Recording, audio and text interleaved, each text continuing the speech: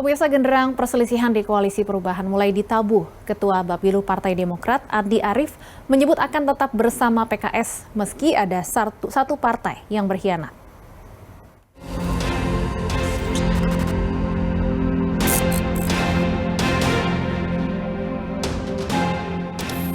Kekompakan Koalisi Perubahan mulai dipertanyakan. Belum jelas siapa pendamping Anies sebagai cawapres. Koalisi Perubahan kini disibukkan dengan kabar tak sedap perihal pengkhianatan. Hal tersebut bermula dari pernyataan Ketua Bapilu Partai Demokrat, Andi Arief, yang menyebut Partai Demokrat akan terus bersama PKS meski ada satu partai yang mengkhianati koalisi. Dalam unggahan tersebut, Andi Arief tidak menyebut siapa yang dimaksud berkhianat. Namun Koalisi Perubahan saat ini hanya dihuni Partai Demokrat, PKS, dan Partai Nasdem. Deputi Bapilu Partai Demokrat, Kamhar Lakumani, angkat bicara atas cuitan sang Ketua Bapilu Andi Arief. Kamhar meminta agar tidak ada saling curiga di internal Koalisi Perubahan. Bang Andi Arief tidak menuding partai politik manapun sebagai pengkhianat.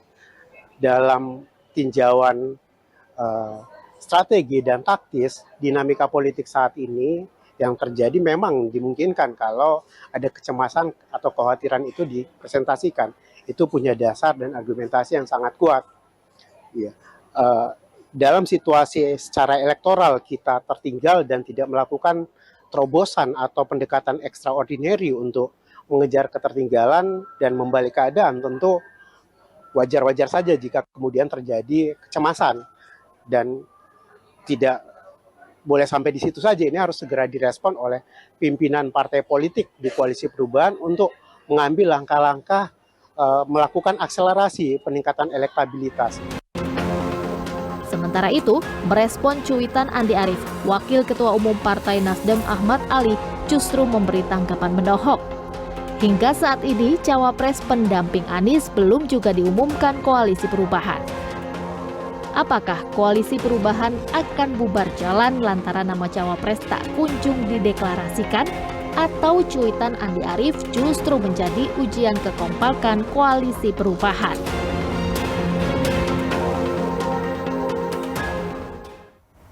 Lantas siapa yang dimaksud pengkhianat oleh Demokrat? Sudah bergabung bersama kami Ketua DPP Partai Demokrat Herman Hairon dan Direktur Eksekutif Indonesia Political Review Ujang Komarudin. Selamat sore Bang Herman, Kang Ujang. Selamat sore. Selamat sore Bang Herman. Ya, saya ingin ke Pak Herman terlebih dahulu. Pak Herman, jadi sebenarnya siapa yang dimaksud dengan pengkhianat dalam cuitan Andi Arief ini? Representasi di dalam komunikasi koalisi itu ada di tim 8. Jadi sebenarnya ya pernyataan-pernyataan yang tentu ini harus dibangun dan memiliki kepastian ya nanti di tim 8 gitu ya. Dan saya kira memang ini mungkin saja ya, karena kalau ditanya kenapa Mas Andi Arief membuat Twitter seperti itu ya semestinya memang ditanya ke Mas Andi Arief, maksudnya apa gitu kan. Karena kalau saya yang membuat Twitter ya nanyanya kepada saya, pasti maksud dan tujuannya saya pasti tahu apa tujuan saya membuat Twitter itu. Bang Herman belum sempat nanya ke Mas Andi Arief. Ya? Belum sempat nanya langsung Bang Herman ke Mas Andi Arief. Ya kalau Mas Andi Arief kan selalu membuat statement-statement yang menohok dan saya kira ini memang dipicu oleh hasil survei ya. Hasil survei yang selalu Anies tertinggal dan kemudian belum ada kepastian tanggal waktu untuk melakukan deklarasi.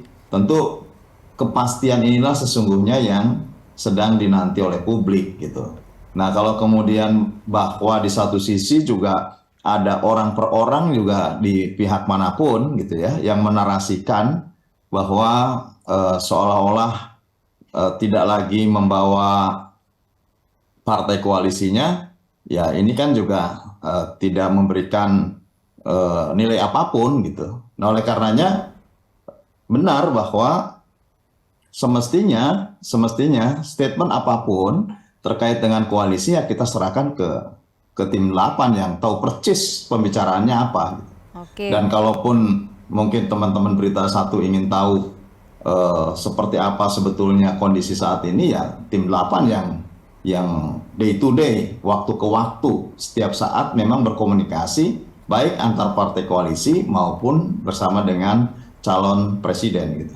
Baik, nanti kami coba tanyakan juga Bang Herman ke tim 8. Saya ke Kang Ujang terlebih dahulu. Kang Ujang, kalau Anda sendiri melihatnya cuitan Mas Andi Arief ini dinamika politik yang biasa atau pertanda apa sebenarnya, Kang Ujang?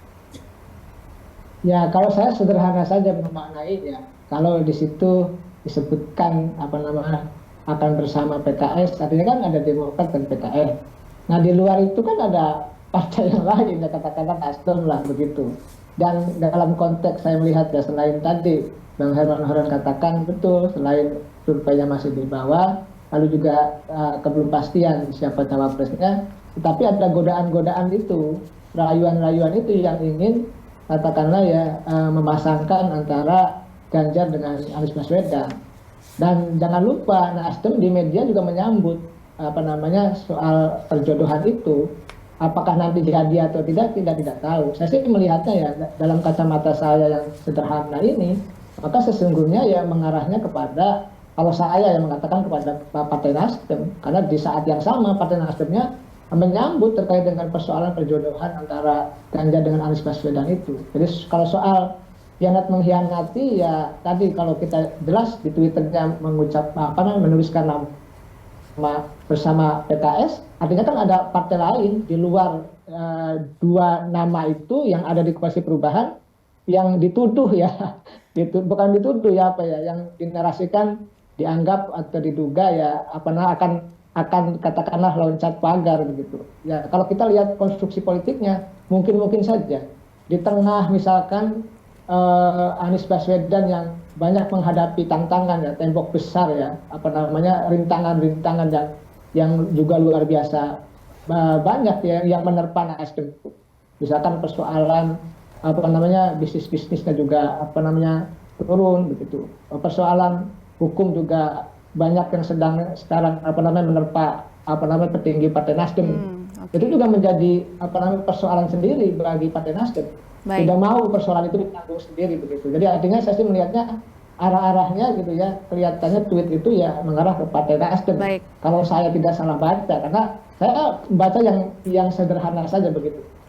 Ya, Bang Herman, banyak seperti Kang Ujang yang mengartikan cuitan ini ditujukan kepada Partai Nasdem. Tadi kita lihat dalam pengantar sebelum kita masuk ke dialog, Pak Ahmad Ali menjawab bahwa ketika menunjuk nih satu jari menunjuk tiga jari lain menunjuk ke diri sendiri. Bang Herman, bagaimana menanggapi pernyataan dari Pak Ahmad Ali ini? Sampai saat ini kan tidak ada pengambil keputusan yang menyampaikan apapun terhadap koalisi. Dan Demokrat sampai saat ini memiliki standar moralitas tinggi lah ya, bahwa tetap berkomitmen dalam koalisi dan kemudian tetap mengusung calon presiden Anies Baswedan. Itu adalah standar moral kami gitu.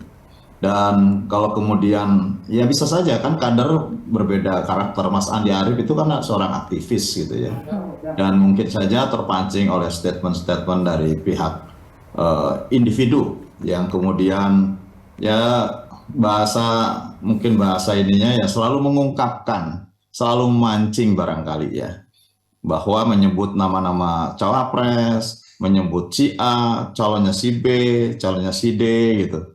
Padahal pada sisi lain sebetulnya ada yang sudah diberikan mandat untuk bicara bersama-sama dalam satu meja, yang itu mewakili seluruh unsur dan elemen yang ada dalam koalisi dan calon presiden. Semestinya kan ini kan saling menghormati saja di situ. Ya. Nah kalau di sana ada si A, ya di Demokrat juga ada Mas Andi Arief lah begitu. Jadi menurut saya ini adalah sebuah dinamika yang menarik ya dalam sebuah kontestasi politik tentunya. Dan kalaupun hal-hal lain tentu saya juga pribadi lebih percaya kepada nanti tim 8 untuk menyampaikan sesuatu gitu. Dan kalau kemudian Bapak ini dianggap sebagai bagian, apakah memang ini ada sesuatu ya, ini kan dinamika politik saja untuk bisa merespon terhadap seseorang yang juga yang selalu menyampaikan hal-hal yang seolah-olah tidak ada pembicaraan lain gitu, seolah-olah bahwa dia memiliki powerful untuk menyampaikan sesuatu. Ya taruhlah saya nyebut Ahmad Ali lah gitu ya. Bang Nah Herman, ini tapi menurut ada saya, juga ini yang menurut saya harus dipahami ya, lah. Bang Herman, tapi ada juga yang menyebut jangan-jangan cuitan ini karena Demokrat ingin agar cawapres Anies segera diumumkan dan sosok tersebut tidak lain tidak bukan adalah Mas AHY. Mbak, gini, bahwa koalisi ini bukan hanya kita bergabung untuk memenuhi presidential threshold, bukan hanya untuk tercatat sebagai calon presiden atau wakil presiden nanti di KPU, atau bukan hanya ditetapkan menjadi calon presiden dan wakil presiden. Tetapi kami ingin menang, ingin menjadi presiden dan wakil presiden. Butuh waktu persiapan. Kita hanya memiliki persiapan tinggal 6 bulan, kurang lebih gitu ya, 6 bulan. Kalau menghitung hari bahkan tinggal berapa hari lagi gitu, berapa ratus hari lagi. Artinya bahwa ini sangat singkat persiapan ini. Kalau konteksnya kita ingin menang, bukan hanya untuk bisa mendaftarkan diri, ya kita harus dari awal-awal untuk mempersiapkan diri. Apalagi hampir semua survei, anggaplah bahwa survei ini objektif gitu ya. Anggaplah survei ini mendekati kebenaran gitu. Ya kan ada target yang ingin dicapai. Nah untuk mengejar elektabilitas yang ada gap, ada perbedaan, tentu butuh waktu. Nah kalau butuh waktu ya harus dari sejak sekarang untuk segera ditetapkan bersama-sama, mendeklarasikan secara bersama-sama, dan ayo kita menuju kepada kemenangan 2024 di 14 Februari nanti. Gitu. Menuju kemenangan bersama Koalisi Perubahan atau yang penting menang, Bang Herman? Ya bersama Koalisi Perubahan, ya kami kan tetap punya setia, sekali ya, lagi Demokrat memiliki standar moral lah. Okay. Artinya kita punya komitmen yang tinggi, tidak celometan gitu ya. Dan kita komit terhadap keputusan bersama. Baik, ya Kang Ujang, karena berbeda dengan koalisi lain ya, di KPP ini kalau ada satu partai yang balik arah, maka tidak cukup untuk mengusung capres. Analisa Anda, Kang Ujang? Ya, kan begini, selama janur kuning belum melengkung ya, ada pergeseran-pergeseran atau manuver-manuver ataupun perpindahan ya partai politik untuk mengusung atau mendukung koalisi lain itu mungkin terjadi. Karena sejatinya politik itu seni kemungkinan. Jadi selama belum didaftarkan nanti di tanggal 19 sampai 25 Oktober capres-cawapresnya pasangan capres-cawapres, maka segera kemungkinan akan terjadi. Makanya tadi ada tawaran misalkan dari PDIP yang walaupun belum secara resmi ya, yang ingin menjodohkan tadi Anies Baswedan dengan Ganjar. Bahkan tadi saya jadi narasumber di press room DPR RI.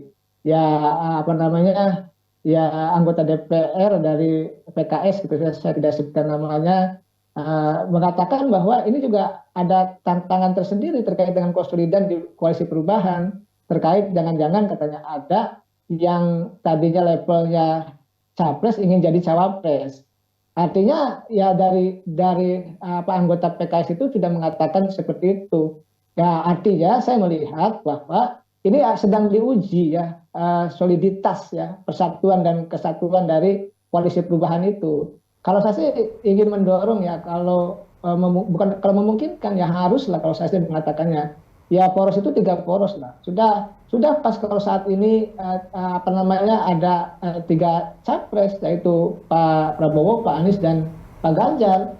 Jadi jangan lagi direduksi atau didorong-dorong ke arah 2 pasangan calon presiden. Ya. Karena bagaimanapun kita banyak anak-anak putra-putri terbaik kita ya yang dari 278 juta jiwa Indonesia, maka banyak juga yang punya potensi untuk bisa menjadi capres dan cawapres. Kalau 2 pasangan kan hanya 4 orang yang maju. Jadi saya melihatnya dalam konteks sekarang Koalisi Perubahan untuk persatuan digoyang-goyang, ya dirayu-rayu ya agar pecah, ya itu mungkin saja terjadi. Ya, masih banyak yang bisa terjadi dalam 2 bulan ke depan. Ya, ini kan sering kritik juga antara Nasdem dengan Partai Demokrat, seharusnya harus dihindari. Gitu. Baik dalam konteks di media media sosial maupun dalam konteks di media mainstream lainnya.